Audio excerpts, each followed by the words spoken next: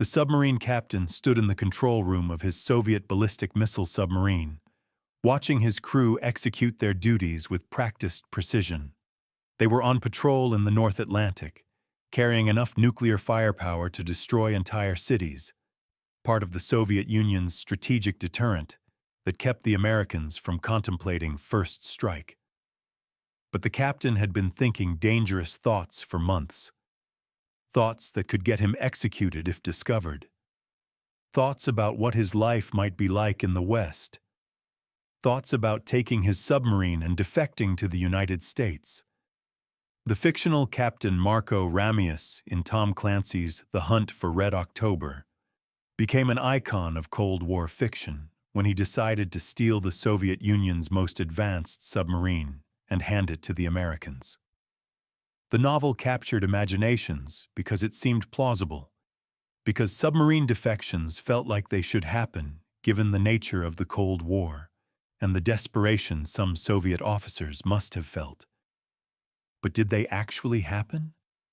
Did any Soviet submarine captain ever attempt what Ramius accomplished in fiction? The answer is complicated, involving several near-defections that came closer than the Soviet Navy wanted to admit. Political officers who stopped potential traitors before they could act, and at least one case that remains disputed where a submarine may have been lost, not to accident, but to defection attempt. This is the story of real Soviet submariners who considered doing what Ramius did, who looked at the control panels of their nuclear submarines and wondered if they could make it to America before Soviet forces hunted them down.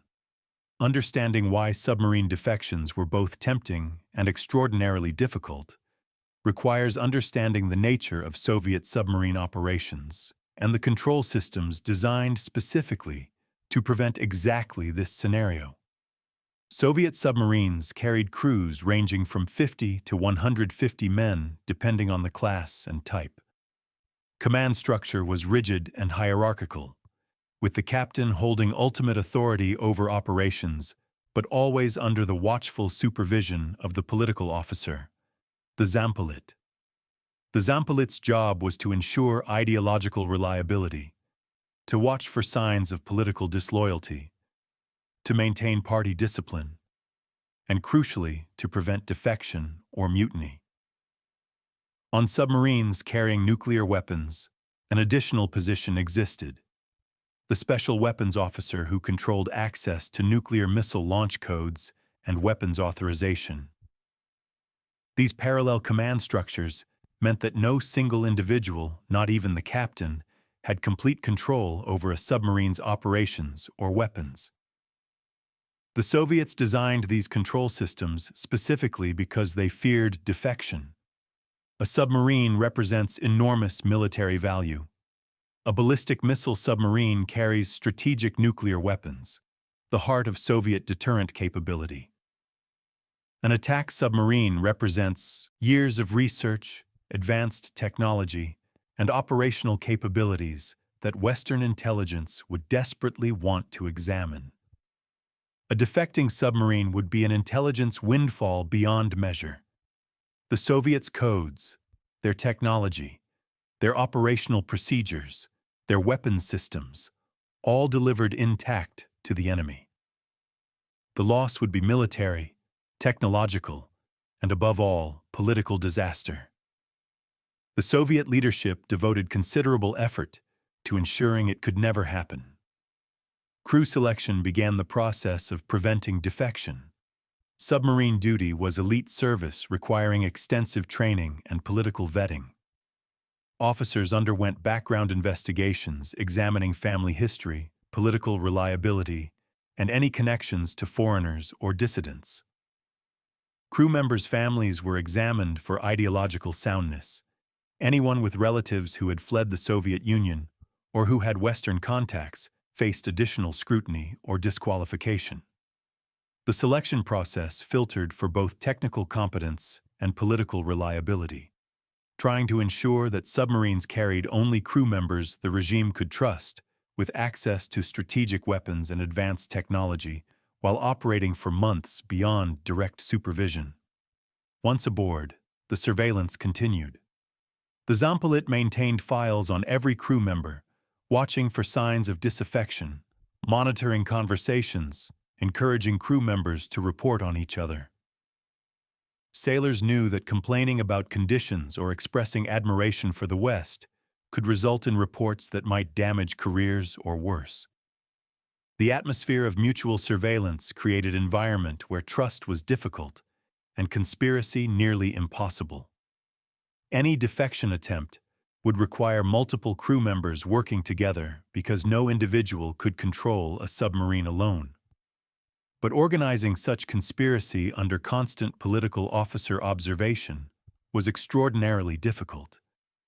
The physical control systems provided additional barriers. On ballistic missile submarines, nuclear weapons required authorization codes and physical keys held by separate officers. Launching missiles or threatening to launch them to force crew cooperation would be nearly impossible without multiple officers conspiring together. Navigation systems could be controlled from multiple stations, making it difficult for one person to secretly alter course.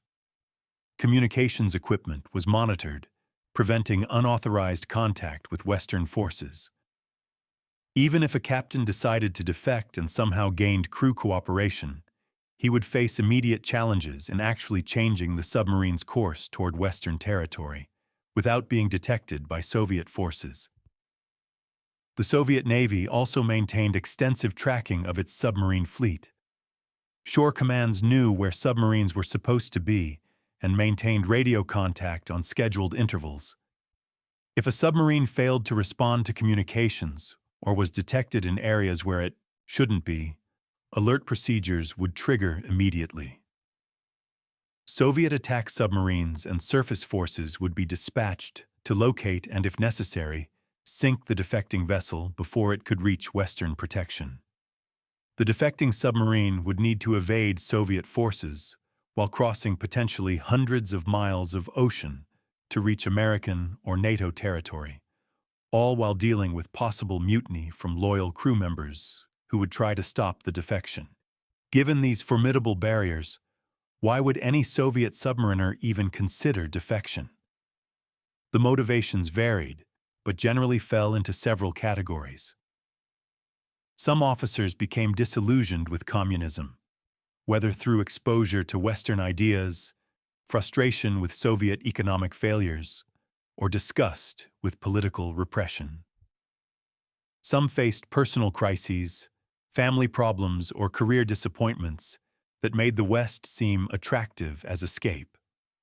Some were motivated by material desires, wanting the consumer goods and lifestyle that Western propaganda showed and that Soviet citizens largely lacked.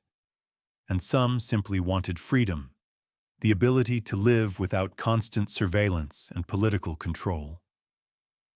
The most famous near-defection occurred in 1975 and involved not a submarine but a surface ship, though the incident is relevant because it demonstrated both the possibility and difficulty of Soviet naval defection.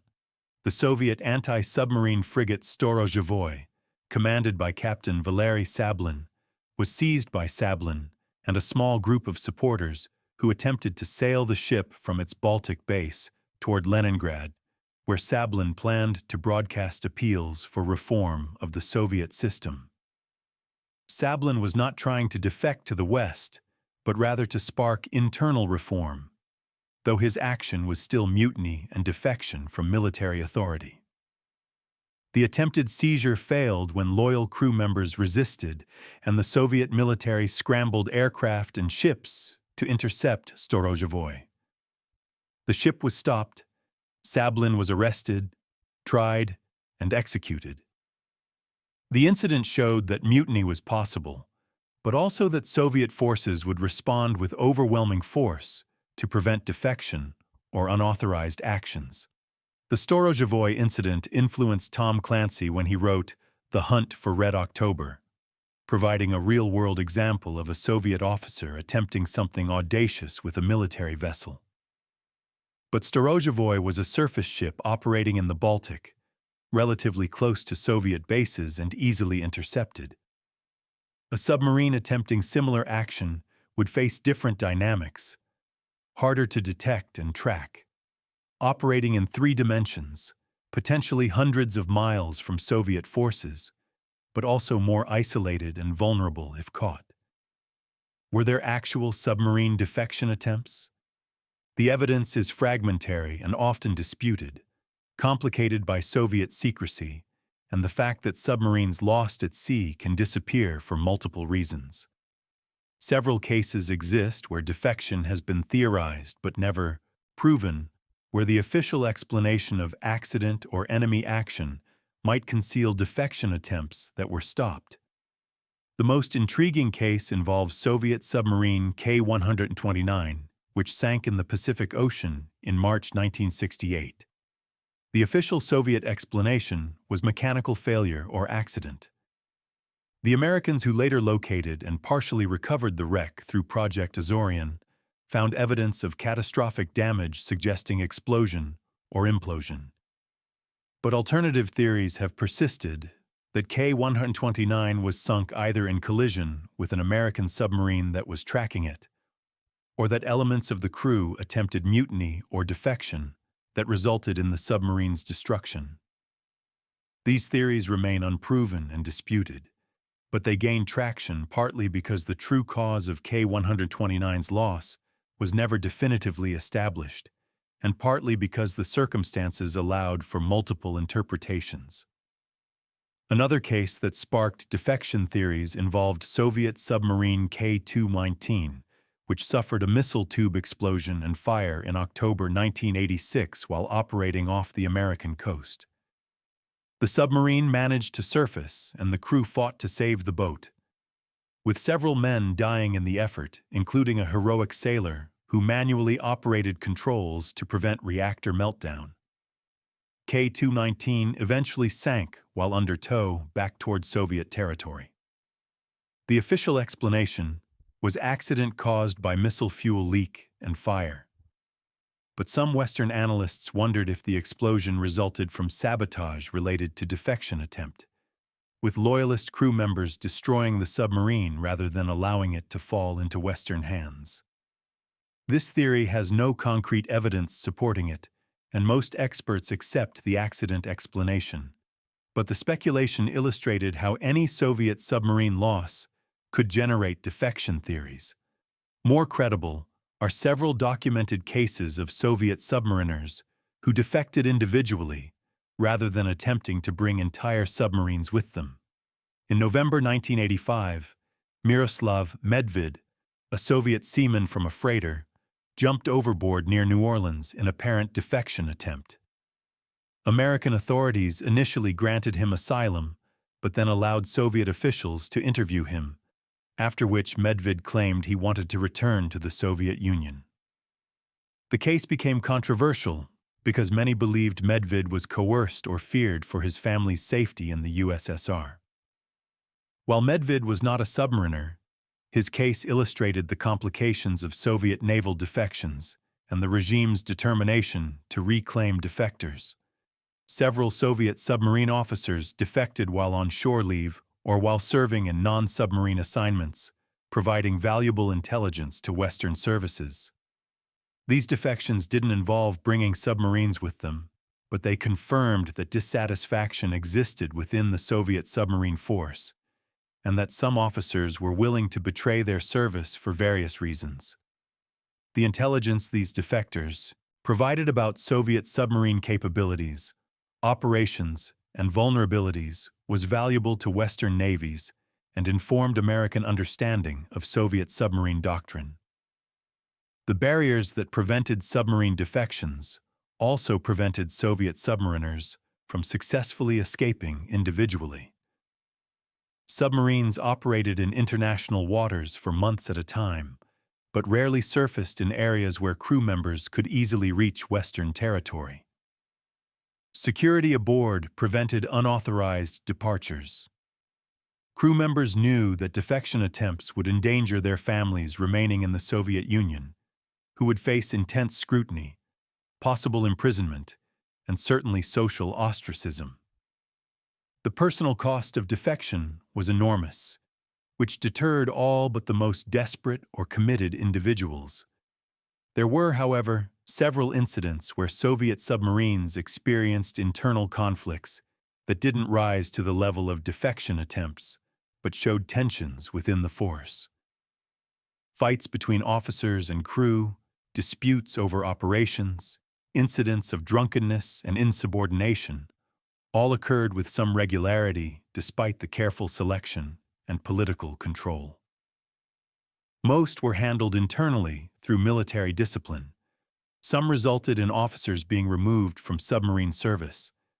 A few became serious enough that submarines were recalled early from patrol. These incidents didn't threaten defection, but they showed that the Soviet submarine force, like any military organization, contained human conflicts, and that the ideological reliability the regime sought was not always achieved. The question of whether any Soviet submarine captain seriously planned defection but was stopped before acting remains difficult to answer. The Soviet system of zampolets and informants meant that even contemplating defection was dangerous, because discussing it with anyone to gauge support risked immediate arrest. Plans would have to be developed entirely privately, without sounding out other officers or crew members, which made actually executing defection nearly impossible since one person alone couldn't control a submarine. The catch-22 was that organizing required discussion, but discussion meant discovery. Some former Soviet submarine officers who emigrated after the Cold War ended have discussed the topic. They generally confirm that defection was occasionally discussed in private conversations between trusted individuals, usually in hypothetical or joking terms, but that no one seriously planned it because the barriers were understood to be insurmountable. The consensus among these officers was that while some submariners fantasized about the West or felt dissatisfaction with Soviet conditions, the practical impossibility of defecting with a submarine combined with the certainty of punishment for failure meant that actual attempts were never seriously organized. The closest documented case of a submarine-related defection plan involved a Soviet submarine officer who was recruited by Western intelligence while on shore duty and provided information for several years before being arrested by Soviet counterintelligence. During his espionage, he allegedly discussed with his handlers the possibility of commandeering his submarine if he returned to sea duty and sailing it to the West. The intelligence services discouraged this plan, considering it too risky and unlikely to succeed. The officer was arrested before returning to submarines, tried for espionage, and executed. The case remains partially classified, but what's known suggests that even when Western intelligence had a potential submarine defector, they assessed the probability of successful submarine defection as too low to be worth attempting. The American and NATO response to the theoretical possibility of Soviet submarine defection was carefully planned, despite the low probability. Procedures existed for how to respond if a Soviet submarine surfaced near Western naval forces and requested asylum. The submarine would be accepted and escorted to a secure location, its crew would be debriefed and offered asylum, and the submarine itself would be examined thoroughly for intelligence purposes before eventual return to the Soviet Union or retention depending on diplomatic negotiations. Western naval forces were briefed on these procedures and instructed to watch for any signs that Soviet submarines they tracked might be attempting defection. Several Cold War incidents involved Soviet submarines surfacing near Western forces in ways that briefly raised defection possibilities before being resolved as accidents or mechanical problems. Soviet submarines experiencing difficulties would occasionally surface in areas where Western ships were present, leading to tense situations where both sides had to determine whether emergency assistance was needed or whether the situation might escalate. In all documented cases, these proved to be genuine emergencies rather than defection attempts, but they showed how quickly the question could arise and how both sides had to manage the possibilities. The Swedish Navy faced a different aspect of this issue with frequent Soviet submarine incursions into Swedish territorial waters during the 1980s. Sweden, being neutral but Western-aligned, was seen by some as a potential defection destination that would be less provocative than defecting to NATO.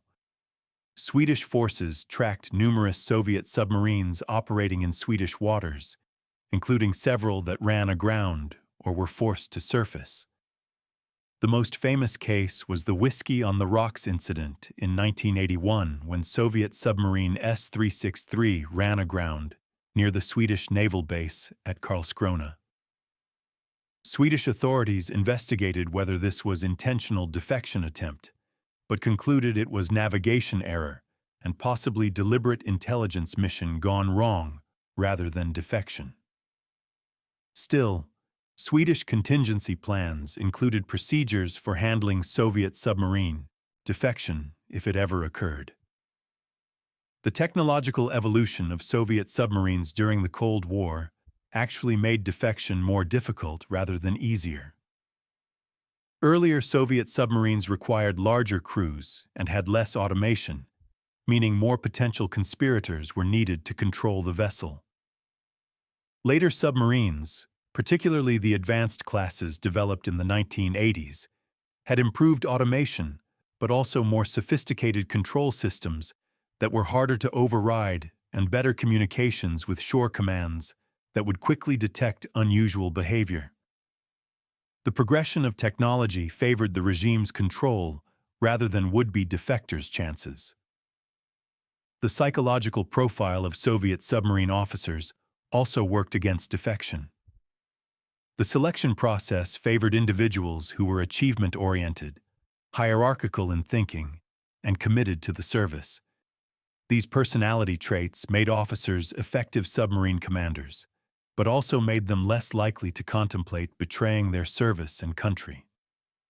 The few officers who became disillusioned enough to consider defection were typically those who had experienced some breaking point: discovery of regime crimes, personal victimization by the political system, or exposure to Western ideas that fundamentally challenged their worldview.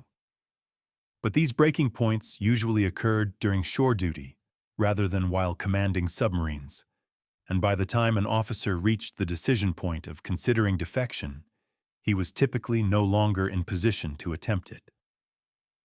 The financial incentive that might have motivated some defectors was also less compelling for submarine officers than for some other Soviet citizens. Submarine duty, especially on strategic missile boats, was elite service that came with better pay, better housing, access to better food and consumer goods than ordinary Soviet citizens enjoyed. Submarine officers were part of the privileged class within Soviet society. While they still experienced shortages and restrictions that Westerners didn't face, the gap between their living standards and Western standards was smaller than for average Soviet citizens.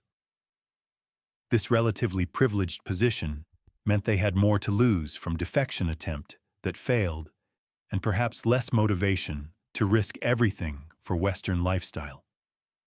The intelligence value of a defecting submarine was so obvious that both sides understood it would be an irredeemable propaganda defeat for the Soviet Union and a tremendous intelligence victory for the West. This raised the stakes to the point where the Soviets would certainly use lethal force to prevent defection, which meant would-be defectors knew they were risking not just their own lives, but the lives of their entire crew. Some officers who might have been willing to risk their own deaths in defection attempt were unwilling to gamble with their crew members' lives, especially when many of those crew members would certainly oppose defection and would be trying to stop it. The nearest approach to submarine defection may have occurred not through captains attempting to steal submarines, but through spies within the submarine force, providing information that might have facilitated defection if other factors had aligned. Soviet submarine officers recruited by Western intelligence provided information about submarine capabilities, deployments, and operations. This espionage created possibilities where Western forces knew where Soviet submarines would be and could potentially assist defection attempts. But the defection attempts never materialized, either because the recruited officers never attempted them, because they were arrested before they could try, or because Western handlers discouraged such risky operations in favor of continued espionage. The post-Cold War period has provided some retrospective on this issue, as former Soviet submarine officers have written memoirs and given interviews. The consensus from these sources is that submarine defection was discussed hypothetically, but never seriously attempted.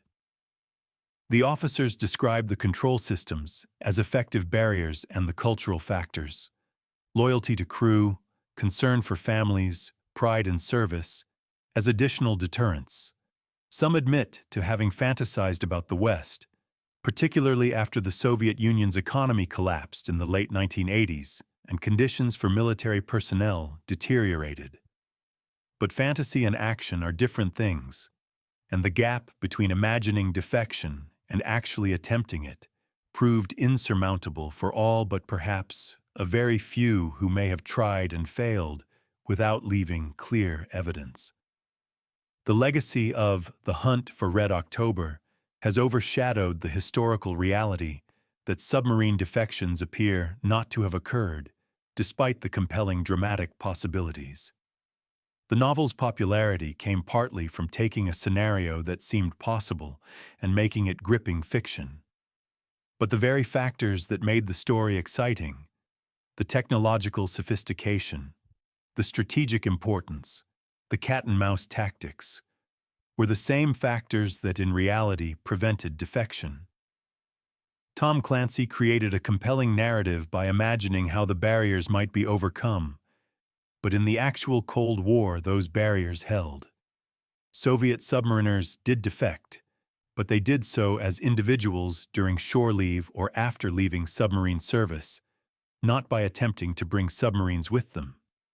The submarines themselves, the technological marvels that represented years of Soviet research and enormous military investment, remained under Soviet control throughout the Cold War despite the tensions, dissatisfaction, and in some cases outright desperation felt by some officers and crew.